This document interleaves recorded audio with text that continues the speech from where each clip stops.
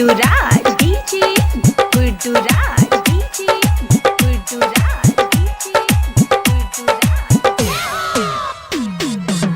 काचही बाँस के काच बहंगिया लच लच लच कहता जाए रे।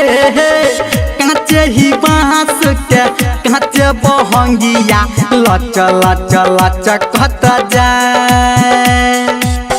बढ़ का भैया बन के कहरिया बहंगी घाटे पहुँचाए। हाँ हाँ बढ़ का भैया बन के कहरिया बहंगी घाटे पहुँचाए। हाँ हाँ काचे ही बाँस के काचे बहंगिया लच लच लच कहता जाए।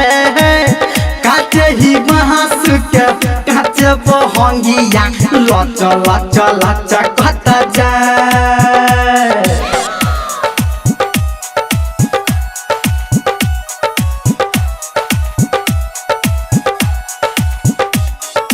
DJ Gudduraj DJ Gudduraj Madhubani Madhubani Madhubani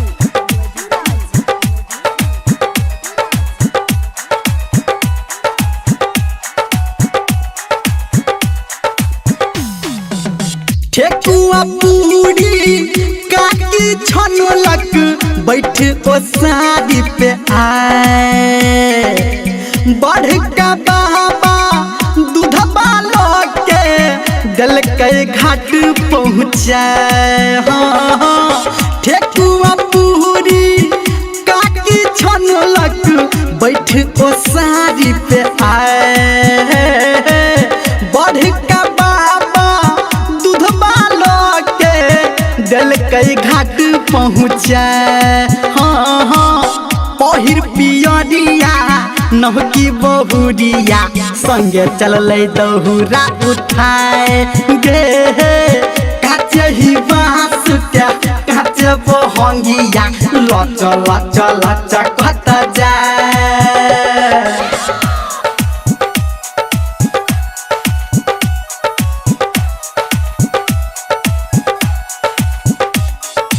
DJ Gudduraj DJ Gudduraj Madhubani Madhubani Madhubani Madhubani.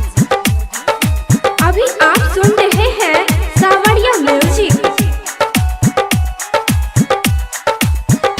गे फल फूलहारी से सोहजल डाला उखिया भुइया लेटाए।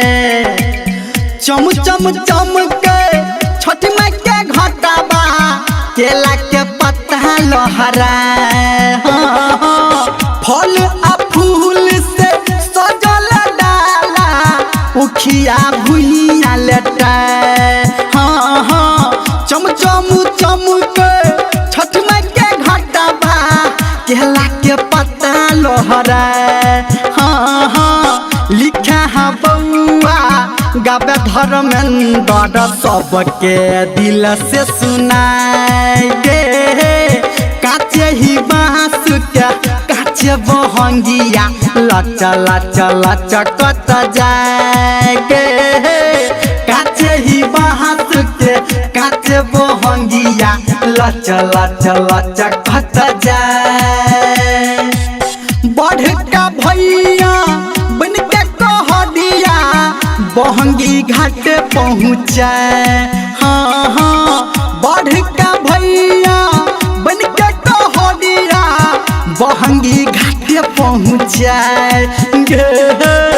काचे ही बाँस के काचे बहंगिया लच लच लच कहता जाए। हाँ हाँ काचे ही बाँस के काचे बहंगिया लच लच लच कहता जाए।